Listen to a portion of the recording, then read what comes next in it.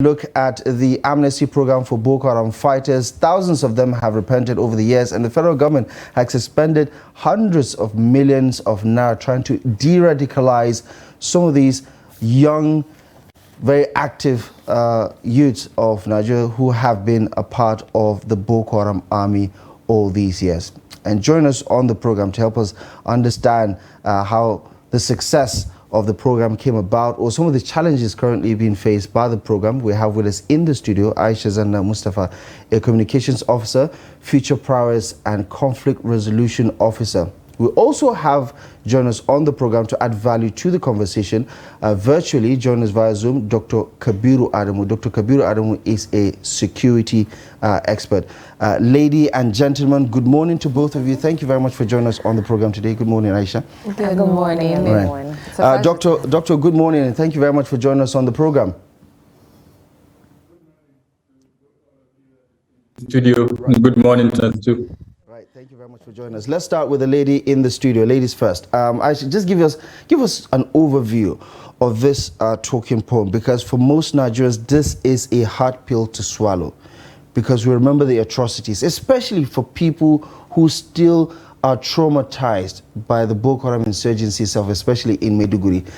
What do you make of the whole idea around amnesty for Boko Haram fighters? Because clearly this is one way to go in terms of taking the fire out of the fight against insurgency.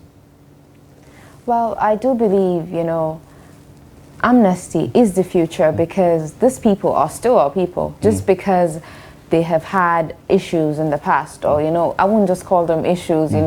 We have to look at what made them actually become who they are now. Terrorists as combatants, and if they're ready to reintegrate themselves to the society, it's very important for us to look at them with a little bit of I guess ease when it comes to that. Because first of all, what made them become that? I've met young boys, young girls who have been terrorists, and if you look at what caused them to be that, you would see that it is poverty. Sometimes it's the ideological disease. Some of them were even kidnapped and put in those situations.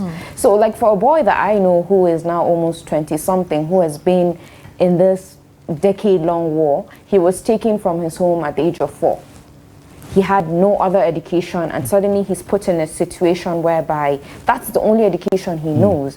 And now he realizes the problem of what he is faced in, or the situation he is, and you want the world to to tell him that, oh, you're going to enter, he's just giving up on him. I think he cannot do that. It's important for us to look at them with amnesty, because it also helps with the reintegration of us in the rebuilding community. It also helps us to tell the people, the victims, that the people that they're fighting, also remind them that they're also human. And it's not about just reminding them, it's also for them, giving them a chance to apologize, to tell them, okay, this was the reason why. I know I can never take away from your pain, but I am here to ease it and tell you that, okay, this, and we can move forward as a community. Right. And Dr. Adamu, I understand that you have some sort of, data around the success story of this particular de-radicalization program with surrendered combatants from Boko Haram or ISWA. What can you tell us about, the statistics so far? Okay, thank you very much. As I have the data, something I would like to discuss in public, for the simple reason that one age is in the program. And just to give a little bit of context so that our viewers understand how this came about. Nigerian National Counterterrorism Strategy. The whole idea of the National Counterterrorism Strategy is to provide a framework for countering terrorism, as it were. Now it's broken down in several parts, but for simple to understand, there are 2 parts to it. Kinetic, which is the military component, i.e. the army and the air force going after the terror. The other part is the non-kinetic part, and that comprises about 3 or 4 major components. Under those 3 or 4 components, you have the radicalization and counter-radicalization. Now, it is under those 2 components that is Operation Safe Corridor was conceived in 2014. The then Nigerian Minister of Foreign Affairs, who is the, I think, DG of the Tradition, took that document to the United Nations and sold the idea to the United Nations of radicalization component, and upon which the Safe Corridor was conceived. And on it, camps were created. The most publicly known one is the one in Gombe, which will house repentant, quote unquote, and then put them through a process of about 6 months. And then at the end of the process, they will be released. Now, we have a fair idea of the number of repentant terrorists that have gone through the process and the ones that have been radicalized and released to the public. We also have a clear idea kind of support systems that have been put in place for the post phase, because it's also very, very important. They are released out into the general public where they encounter former victims of their atrocities. So part of what we see are gaps within the process. For instance, has not conducted an advocacy within that recent community to allow deradicalized terrorists, as it were, to be received back into the city. So you see a lot of rejection, you see a lot of stigmatization. And so those are the kind of data that I have that sadly, a lot of I wouldn't want to discuss it in a space like this. All right, so it's still early days as far as the program itself is concerned. But is this something that's is popular with the people, Aisha? Because we understand that there's this overwhelming commitment by the government as part of its efforts to mitigate the spread of this extremist ideas, the insurgency itself, and that is why it is using the carrot and the stick, like you said, kinetic and non-kinetic.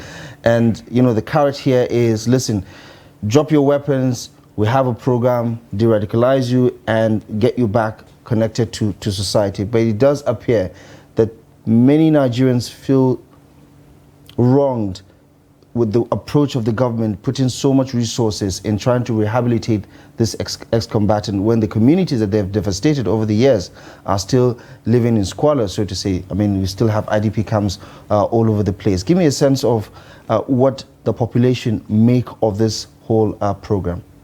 Sincerely, the population doesn't really agree with the government's actions, but if you look at it, the government is looking at it from one perspective, which are the disarmament and then reintegration. Right. But when you talk about reintegration, you have to look at both sides. You have to look at the victims. You have to look at those low-level combatants. Apart from them, the women, the children, it has affected. You're reintegrating people back into a society whereby their wounds are still fresh. And it's not about it being fresh. It's about have you come and told them, okay, we're going to put these people back into the society, and this is what we've agreed with them. People don't even know the process of this. People haven't been explained that, okay, this is the process of the deradicalization. You're saying everything is happening and people feel blindsided by everything. Yes, and most people feel like it's too short term. Right. For the radicalization that has been going on for 2 years. Is it sustainable? If they come back into the society, are they not going to go back into the forest again? We have to look at all those aspects. And for people who have been victims, even the victims have to be put into like a whole counseling session, I believe. It's not just putting rehabilitation for the the militants themselves, ex-militants. I don't know. But isn't that what's happening? To be fair, that the government is it's a simultaneous equation, but the government is focusing on just one side, which is to de-radicalize these ex-combatants, forgetting that the people also need equal attention that will help the whole process work. Yes.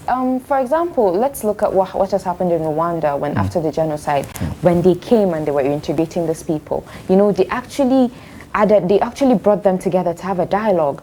That was the main aspect of rebuilding community, and we can see how that has helped them. So what if Nigeria does that again? Like, you know, bring specific community leaders, bring these people and tell them, okay, we're sorry for what we've done and we're going to pay for it. Put in legal frameworks whereby they can both humanely, I believe, you know, come to an agreement, have a dialogue.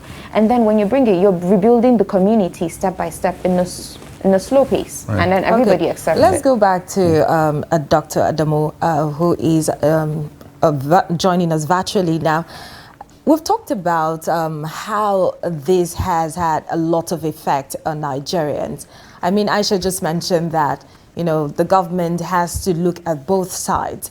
The deradicalization, of course, from this repentant Boko Haram is happening, but the residents or the citizens are left without any of this. But let's take a look at the recent happening in Borno State as a case study, for example. We've had cases of this repentant Boko Haram going back. Now, let's take a look at the process of de-radicalization by the government. Are they doing enough to make sure that these people do not think about going back to this insurgents or the Boko Haram sect to perpetrate all of these crimes that has put the citizens in some sort of a sad mode and not accepting them in the society? Several questions packed into one. So let me start just to clear the narrative that I think is a little bit to say, for instance, that the government is not catering to the needs of the victims. When I mentioned that there are about 4 components of the non-kinetic approach to terrorism, one of those components is strategic communication. And in my opinion, I think the government needs to do more in that regard. Under the immediate administration, a new ministry was created, which is the Ministry of, I think, Management and several other, under which NEMA and the other agencies were subsumed.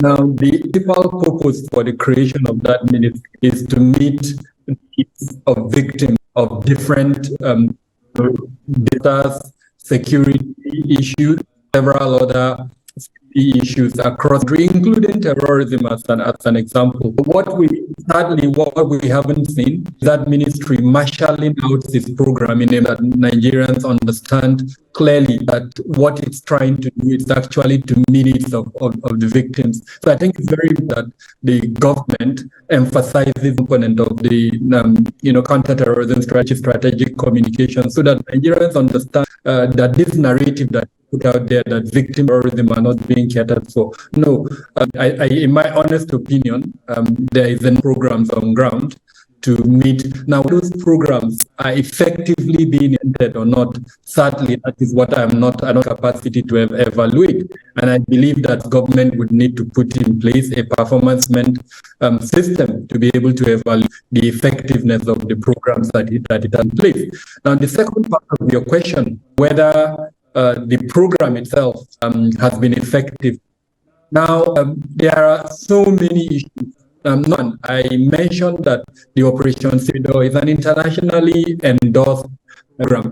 If I remember well, at its conception, it was supposed to have about 18 ministries, departments, agencies of government that were involved.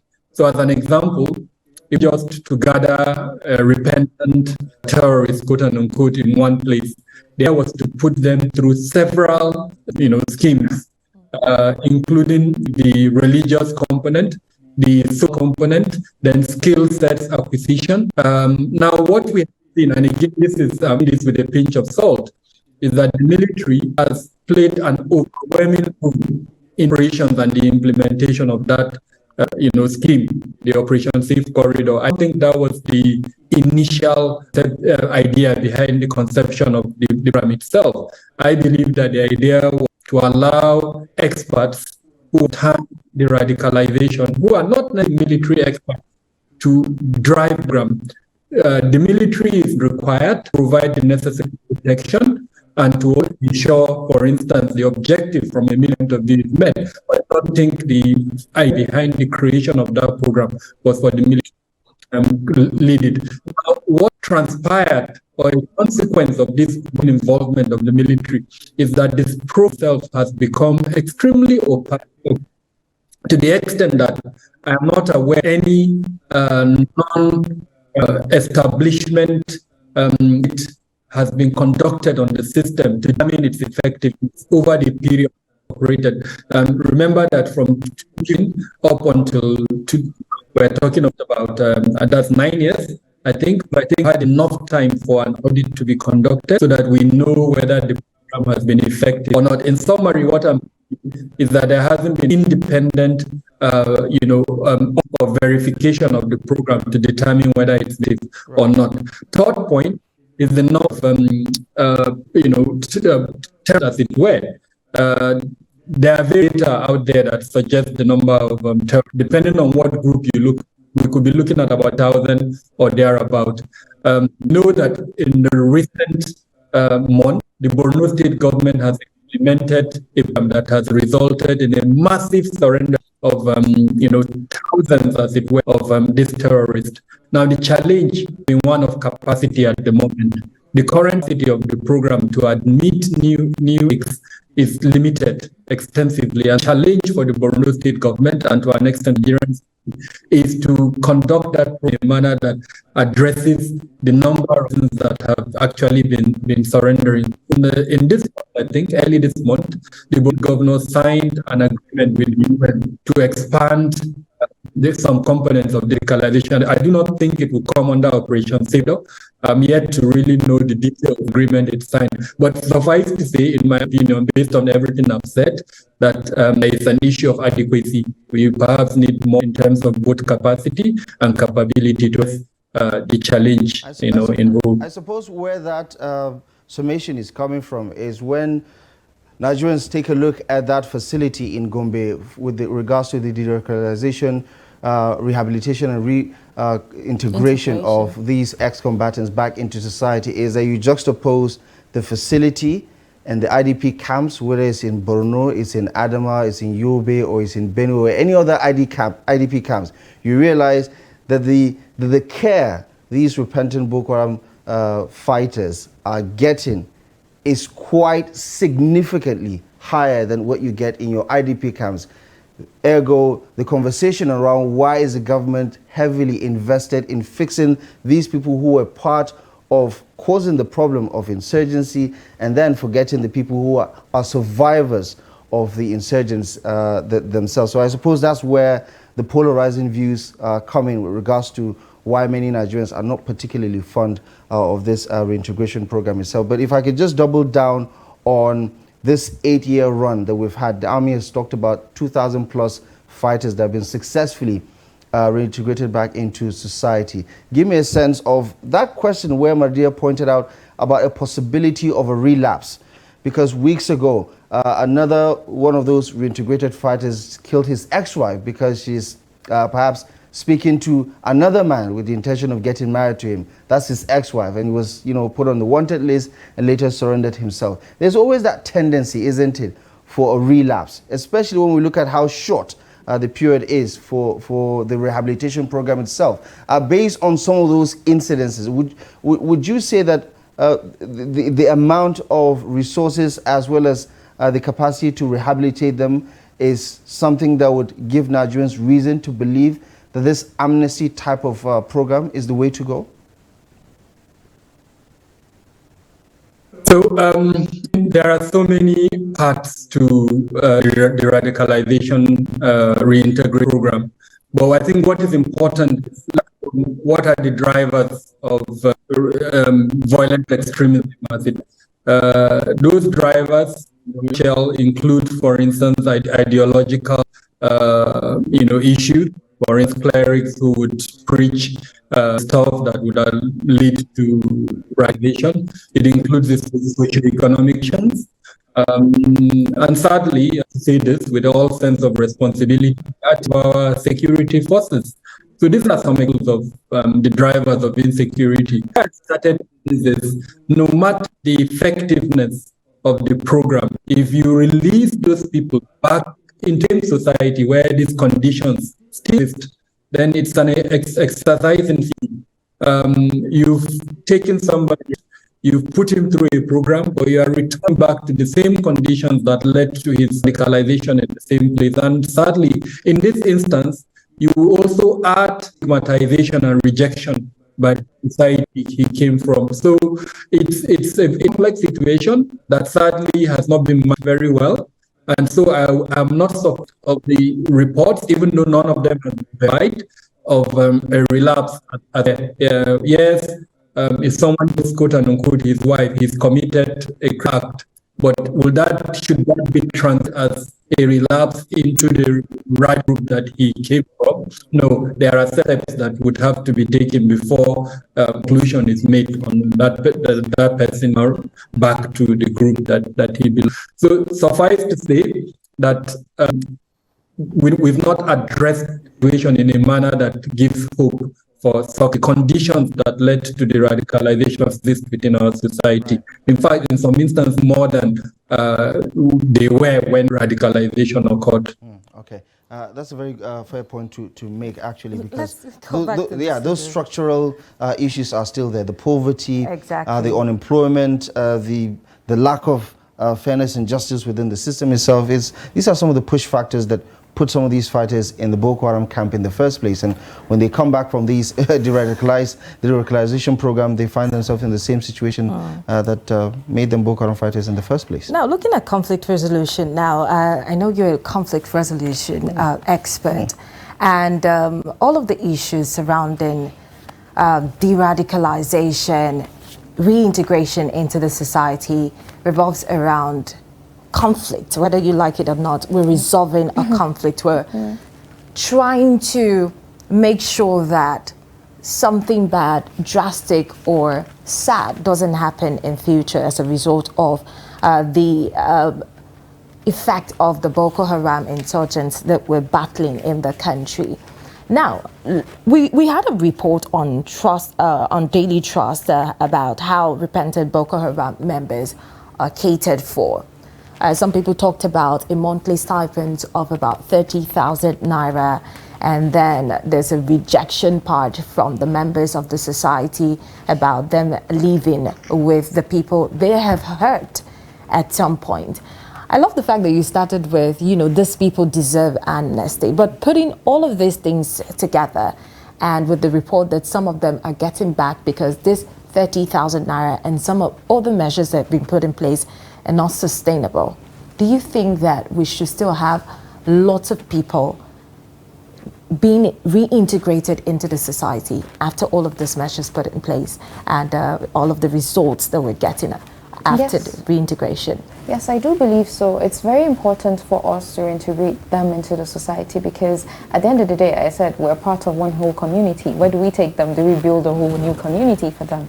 No, because if we stigmatize them and remove them from the community, what we do is that we're alienating them, and then we're also creating a new circle whereby they feel like they're not part of the society. The first problem that, that all this causes that Dr. Kabiru have caused is that they feel like they're not part of the community. They feel either, they feel, unfairly treated, especially in the community. That's what made them and took them to make them isolate themselves in Sambisa or anywhere they are. But you see, if we take them back into the community, make them realize that we're part of one whole community, we can help each other grow. I feel like it's important for us to remind them that, of their own humanity, and even us, the brotherhood of community that we have. So we cannot just give up on them. Well, it seems you know a lot about them, because you said you know some of them when you started the conversation this morning. Give us an idea what these people are going through, and some of the conversation you've had with them. What is their problem? You be their voice this morning. Okay, so it depends. There are different aspects of it. All right. There are ones who were forced into the insurgency. There are ones who willingly went into it because of either one or two. The reality is that for some, yes, they're skeptics still, even with the radicalization, deradicalization, you can see it from their voices. Like, I've been to a lot of camps and I've met some of them who were back in the society. I've interviewed some. And the thing is that what I've come to realize with most of them, they still don't feel like the community is as forgiving as it seems. And I can't blame them, and I can't blame them too. And you know, they're back in the society. A lot of them still can't fend for themselves. Because who would hire somebody, like, you know, who has been an ex-Boko Haram member, and they still, because of the community stigmatizing them, they still feel like, okay, it's better for them to go back than for them to come back into the community that doesn't accept them. And for the young ones, even the young ones, let me tell you something. For the women, some of them came back with children. And the community doesn't accept those children because they believe, you know, the child of a snake is a snake.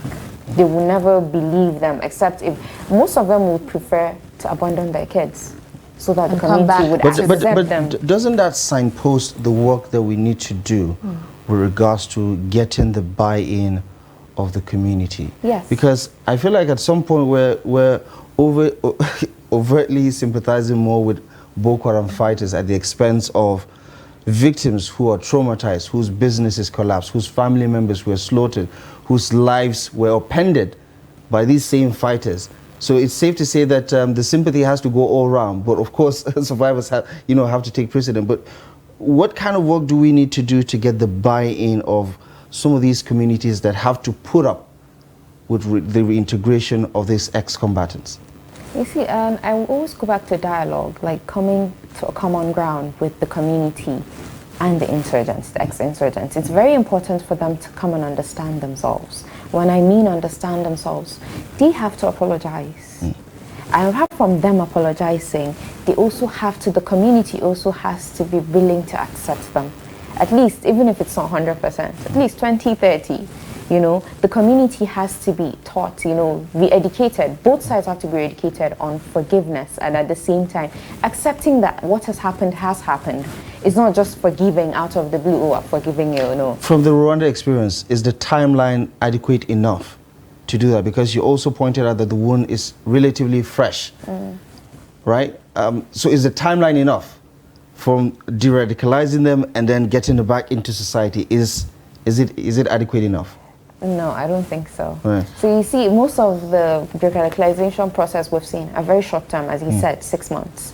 Yes, we have to take it a bit longer. So by the time they come back to the society, they're also ready to face the society, and the society is ready to face them. But if we're bringing back people into a society that had been attacked last week, they would probably say that, okay, these people are here to attack us, they're using us as a tactics. Because I've heard people say that, oh, these people are back in the society, so that the government doesn't know the minds of these people. They're back and they're giving the other information, they're giving their informants. So you see, we have to look at it, even if we're bringing them back to society, we have to ease them into it. Not just come to tell people, oh, we're bringing them back into the society, drop them here, and then the people will never accept that. Okay, let me ask Dr. Kabiru this question. Aisha said something now that got me thinking about the de-radicalization process. She talked about how some willingly became Boko Haram insurgents, and some were captured, some with other circumstances and all of that. So the de-radicalization process now and reintegration, shouldn't there be some sense of, you know, let's have people who willingly entered into it, and let's have people who were captured and forced into becoming insurgents, and let's see how, you know, these people can be reintegrated or not even reintegrated at all into the society. I just want your security expertise on this question. Let's hear your perspective about this. So, so in the structure of the group Jamaat al-Ahl-Sunnah al-Dawadi, as an example, as you're aware, different groups, and I think the most popular ones are three. Each one has a structure. Now, in that structure, what we call the soldiers against others who play a sub-group. Now, to my understanding, when these persons, the entire components of this structure, when they surrender, they are put through a debriefing process and then they are profiled. It is through that debriefing process and the proof that persons are selected who now meet the conditions for admittance into the safe corridor. As an example, and I hope that is, only soldiers would be put through that deradicalization process. Now, soldiers could, as you have those really offer their service to this group. There are others who have forcibly or passively enrolled into them. Now, it doesn't matter whether the person willingly or was coercively incorporated into the group. What is, did he become a soldier? Did he accept or adopt the idea to the point where he believed he could implement the objectives of without questioning the the risk behind his doing that, because that person is already an active soldier aware of the group. So I think that it's important. I'm trying to make it that what matters is that debriefing and the profiling that the government uses on which it admits person into program. Sadly, like I mentioned at the strategic communication that would have allowed Nigerians, in myself, and of course you, the media, to know what these components have been very effective. So a lot of what we are is covered actually in form of mystery. But since they have the experience of being a soldier, shouldn't be some sort of agreement that there should be, instead of reintegrating them into the society, there should be made soldiers of the Nigerian military? Isn't that the way to go? So there are debates, theoretical debates around how far the government can go when it pursues such a deradicalization program. But the general consensus at the moment is not to incorporate deradicalized persons into any free structure for a lot of reasons. I think there are risks that would not allow that to take place. Some countries, depending on their agencies, they do allow a component of things. Like I said, the general consensus is not to do that. As far as I know, the Nigerian state is supportive of that this general consensus, where any deradicalized person has been incorporated into. But given background, which is intelligence, there is an enormous build and quantity of intelligence that can be created from these persons. The debriefing process, their stay as in the deradicalization program, which I think is about 6. Throughout that period, you can have intelligence that will be extremely useful to any security program that you are doing. And even after they are released, if you know what you are doing, you can read and harvest intelligence that are useful to national security. So military programs, they used for other aspects of security with or without their knowledge. Okay. Doctor, let's talk about that intelligence, right? Is there any evidence to suggest that during the debriefing process, these so-called repentant Boko Haram fighters or insurgent fighters have actually given us something that is actionable, that led to perhaps a successful operation that neutralized other terrorists within these theater of operations, plus the concern that you just raised about co-opting them into the Nigerian military? We've seen that happen in a sense where they were released back into society and they released vital information that led to an ambush or several attacks on military formations or different outposts of the Nigerian military. We've seen that happen in several instances where these Boko Haram commanders surrender after the deradicalization program. They gather some sort of information and then they leak it. How do we square this circle to convince Nigerians that this is not the Nigerian government letting these terrorists who have committed heinous crimes against the Nigerian state, against Nigerians, we're not just letting them off the hook without getting anything tangible in return? No, I can tell you authoritatively that the debriefing are conducted in a thematic manner that allows collection. Now, if you are familiar with it, it's actually a cycle: collection, collation, analysis, and then production and back. It's a very complex process, and we're in a public space, so I'm also careful what I know the collection is. I cannot say is whether the other components is being done, and with the benefit of my involvement in certain components, the security program, there is room for improvement in the other aspect, especially the collation, the analysis. Intelligence is a painful process. It doesn't happen at one go. You invest in it over a period, intention of achieving a particular goal. Now, if you but you do not collate, or your analysis is deficient, then you will not get the product. So I can confidently tell you that the collection is being done effectively. What I can't say is whether these other components are being done effectively, but I can also tell you that engagement with several of the departments and agencies that are in security in the country, intelligence is always issue. So that means, for instance, that the Fusion Center, the intelligence pool, where all of this collected information should go to, and that can be used for the benefit of national security, the gap in that regard.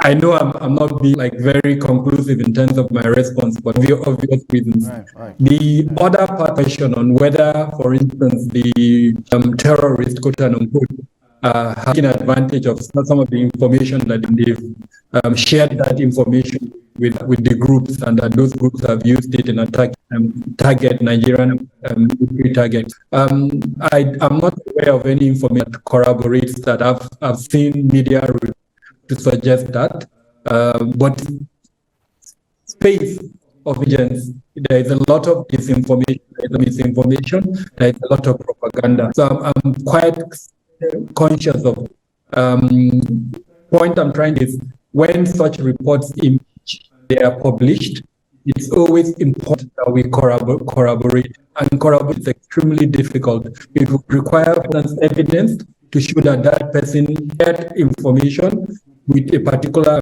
group, and that group used that information to conduct an attempt. There are several other determinants that could have led such an attack.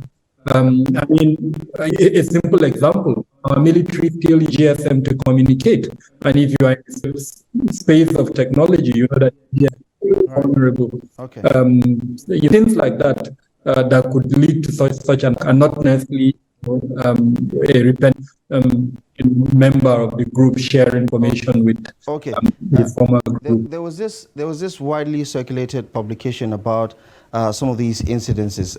March this year, the arrested Bana Dia, a supposedly repentant Boko Haram fighters, over a bomb attack that led to the deaths of some soldiers. According to Zagazola, Makama, who is a counter-insurgency publication. There was also another suspect who goes by the name Manchi, that facilitated the ambush of troops to terrorists. A week earlier, it was also reported that two repentant Boko Haram commanders, Goni Farouk and Amir Zabu, were nabbed via phone intercepts planning against Nigerian military formation. So like you said, it's a rather complicated situation where we have some success stories, and then we also have some pitfalls that we have to deal with. But speaking about that, do you think there is, within the DRR project itself, the Deradicalization, Rehabilitation and Reintegration Program itself, there is a supervision and monitoring component that allows the government or non-state actors like you, for instance, to monitor the progress that these ex-combatants are making when they're finally reintegrated, so that we can keep tabs on them, not necessarily spying on them, but monitor it so that we can generate some sort of feedback that will allow us to improve on the initiative?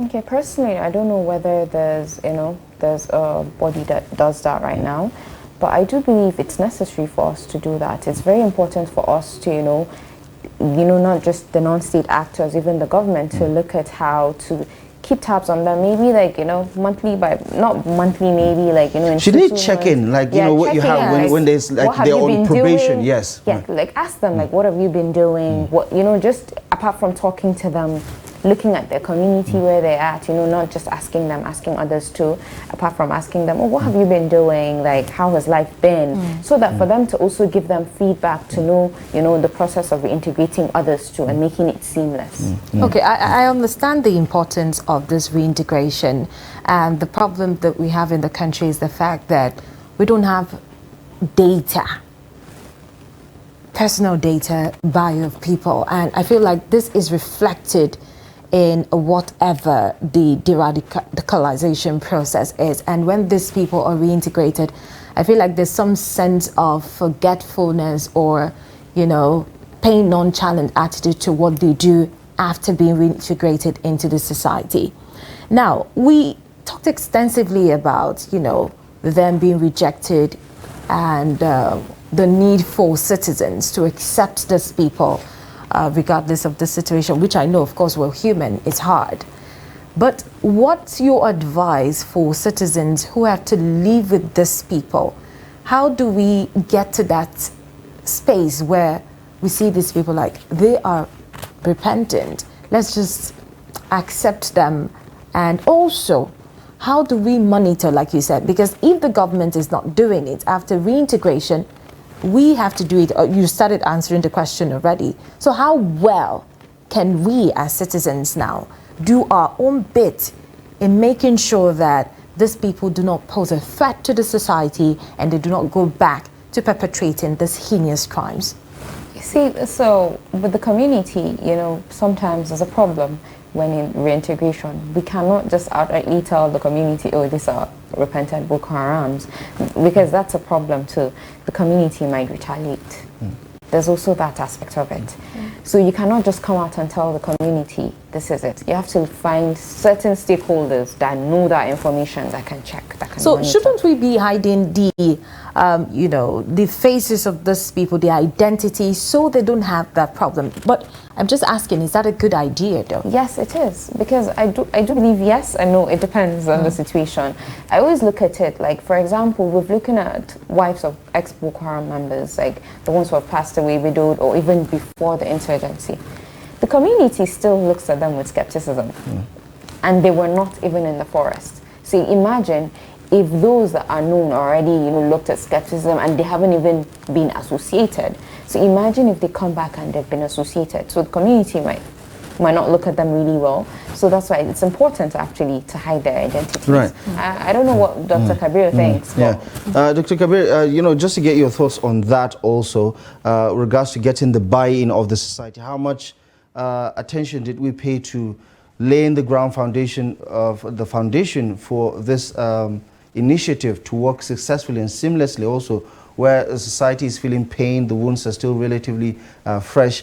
What is your reading of the communities that some of these fighters are being reintegrated back to? And also, should it be a good idea to take them away from that community for the foreseeable future until you know, adequate work is done to ensure that their return is not going to further traumatize their victims or survivors, as the case may be? In my honest opinion, I think we bungled that component of the counter-terrorism strategy. For some reasons, emphasis laid on the kinetic approach. I mean, the immediate past chief of staff in one of the last interviews concluded that about 80% of the government has been kinetic, but in reality, it's been the other way around. Non-kinetic should have been 80%, and then the kinetic just 20%. And sadly, even what we're seeing up to now. However, there is hope. I looked at the renewed hope agenda of the current administration. There is a component where it's about winning the hearts and minds of the people. Now that is an aspiration. How they would really go about and, you know, implement programs. I talked about strategic communication. How much of that would they actually pursue, allow Nigeria to understand the policy direction, to buy into this policy, and then to allow for support. The other thing I want to talk about is the aspect of the counter-terrorism strategy called counter-violent extremism. Now, countering violent extremism is, in a nutshell, the 80% of the Nordic approach. Everything I've mentioned about kinetic counter-terrorism and encapsulated under that CVE approach. Now, we have a framework that is residing in the Office of the National Security Advisor. Sadly, what I have seen is that it was, and high-profile individuals were invited to the launching, and to my utter dismay, even governors sadly don't seem to be at. We have such a framework in existence, and I say this with all sense of. I've listened to the governor of Borno State several times, and I can't remember one or twice made reference to the existence of that. I've had other state governors mention that. So there is a gap between what the federal government seems to be doing and now, even at the subnational level. If we go to the community level, which is your question, there is enough evidence to show that people are not aware and are not supportive of what the government is trying to do, and speaks to the gap in community in an attempt to build and get the buy-in of the people. And I think areas that need to be looked into as we progress. I've talked about component of the renewed that we speak winning the hearts and minds of the people. Who relevant government departments, the National Security Advisor, the Ministry of Information, National Orientation, and several others, including the of Humanitarian Affairs and Disaster, and will look closely at this gap, see how to address it. The last time I know, the Ministry of Humanitarian Affairs and Disaster was trying to come up with a policy that will allow for development humanitarian work in Nigeria. So those are some of the areas I think that needs to be looked into. Right. So that gap that does not allow our communities to support programs by the government, including this deradicalization program that we bring. At the end of the day, I agree with my co-discussant. The issue of restorative justice is something to take seriously. Right. Any justice is not restorative, and that does not look fair to rights. It's bound to fail. Right. And so be conscious of that. If there is a perception that is only catering to the needs of perpetrators and not catering to the needs of the victim, then the entire program is going to fail, and that's at the moment. Yeah, and that gap you talk about, for most of us, we prefer this understanding of a misalignment where even it's beyond just the tiers of government, the federal and the state, even within institutions at the federal level, there is that misalignment, lack of synergy, where the president harped on since the selection of the new service chief, so saying that he's not going to tolerate any sort of activity that doesn't allow them to work together as a collective. But if we can just circle back to other examples that allows us to draw parallels. We did talk about the Rwanda genocide, very tragic, catastrophic for Rwanda back in the early 90s. But you look at where they are today, it's almost unimaginable, right? How they've been able to move on from what would normally lead to, destabilization of that particular country. But today, Hutus and Tutsis are living as if nothing happened, so to say. We all know that the history is still there. And it's still relatively fresh. I mean, 1994 was just, 29 years ago or thereabout, or 28. Give me a sense of what we need to do, given that they have something like National Unity and Reconciliation Commission that allowed them to facilitate something like this. And also, if you can juxtapose what we're trying to do with the DRR, the Deradicalization, Rehabilitation and Reintegration Program, with the current state of affairs in the country, right? We've seen this resurgence of kidnappings and banditry, and there seems to be a nexus that connects, insurgent fighters with activities of bandits, for instance, with kidnappings and things like that. Of course, the insurgents were known for their, kidnapping spree. One of the popular ones put them on a global map, the abduction of the Chibok girls back in 2014. Give me a sense of how big a task that is, where the economy of the country itself is pushing a lot more people into criminal activity. And then we have these fighters who were supposedly taken care of in their camps with all the drugs, with all the money and all of these things. And now they're going back in there. Yes, granted, they're given some stipends, but we all know the inflation situation in the country. How complex is the situation we're facing right now regarding the success and some of the loopholes that exist that could probably undo everything that the government is trying to achieve? You see, I would say the Nigerian government and the Nigerian people have a lot to work on. You know, when we look at the Rwandan genocide, we can see how they came together as a people. They had like, you know, really decisive leaders who helped them, you know, get to that.